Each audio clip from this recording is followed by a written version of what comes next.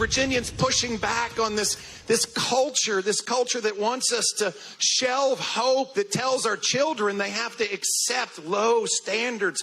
This culture that tells us that we, in fact, can't dream big dreams. No.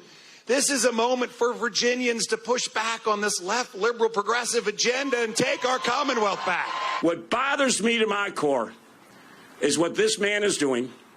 He's dividing parents against parents, parents against school boards. He's using your children as political pawns in his campaign. It is a racist dog whistle. Folks, we are better than that. Yes, we are. We will not have that hatred here in the Commonwealth of Virginia.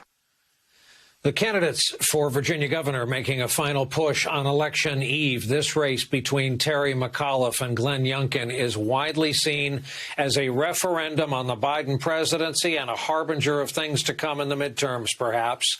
It's a great night to have back with us Jason Johnson, a campaign veteran, journalist, contributor to the Griot, professor of politics and journalism at Morgan State, and Michael Steele, former chairman of the Republican National Committee, former lieutenant governor of the great state of Maryland, also happens to be the host of the Michael Steele podcast. Michael, I'd like to begin with you. What do you make of how these two candidates have run their campaigns? Has McAuliffe committed any malpractice, or has he just fallen victim to the current sway of things? No, I think less falling victim and more an overcalculation, maybe some would say miscalculation, to nationalize this election in a way that you did not see in New Jersey. You just spoke with the governor of New Jersey. Very different tone, very different context there around the issues that were a little bit closer to home. And I think McAuliffe tried to do that, but then stepped on it on that education piece, if you will, when he, made the statement in the debate about, I don't want parents shouldn't be involved in what's going on in their kids' education. Now, context is everything, but voters didn't hear context. What they heard were the words, and their response to it was almost immediate, and he couldn't clean it up. And that's the more telling thing. In Youngkin, very, very carefully and successfully navigated off of that national dialogue in such a way that he turned it and made it local. He made it personal. He made it about the school boards, about parents and their kids, and that's why that momentum has shifted, and why you see Youngkin in the position he is in right now. So, Jason, let's talk a little modern era political science. I happened upon a photo this evening of three Democratic presidential candidates having a chat at the Environmental Summit in Scotland. Two of the men in this picture were failed Democratic presidential candidates. One was victorious, but think about it.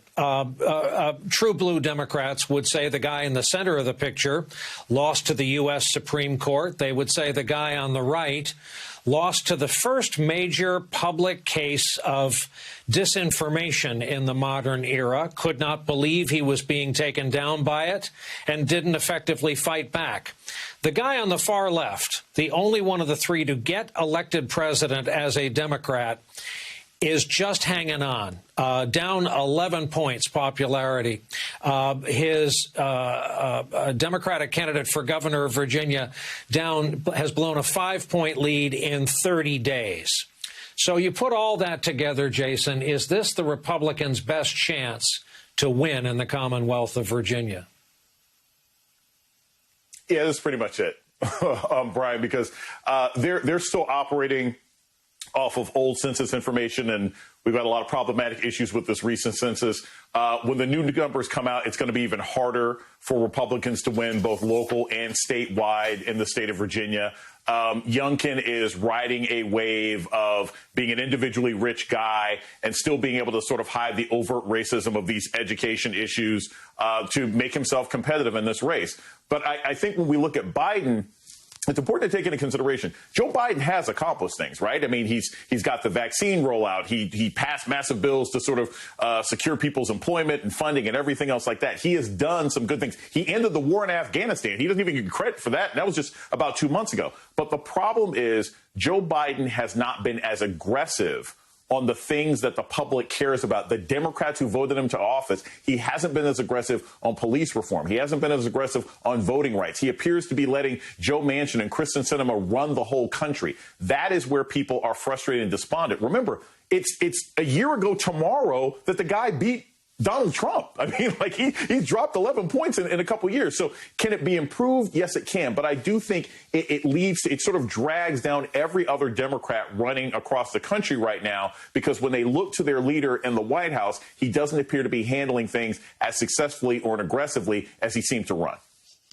So, Michael, two hypotheticals. A, if Congress had passed both bills, if they were signed, done and dusted, and people started feeling deliverables, would this race be different? If Donald Trump had come to Richmond or Virginia Beach or Fairfax County and done his usual 2-hour outdoor riff on behalf of the candidate, would this race be different right now? Yes to both of those. And in fact, that was kind of the environment Mr. McAuliffe was hoping for, to be honest. He was hoping that the Democrats in the House and Senate would get at least one of these legislative packages done, particularly the one where you had 19 Republicans sign off on the roads and bridges infrastructure bill. And the fact that they could not do that created the drag. And then on the other side, there were hopes and prayers and all kinds of, efforts made to sort of encourage Trump to sort of get into the race, if you will. But Trump showed an incredible amount of resistance to that. And I think a lot of folks would like to know what the secret sauce was on that. I think the good professor from Virginia laid that out in the earlier segment. And there's truth to that. It is amazing discipline that Trump did not inject himself. But here's the rub.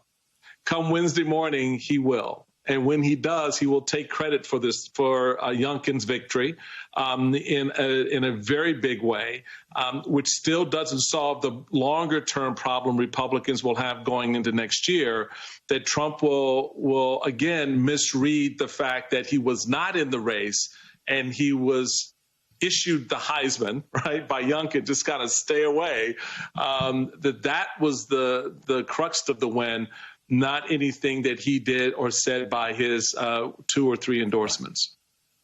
Both of these gentlemen, thankfully, are going to stay with us. I'm going to fit a break in coming up.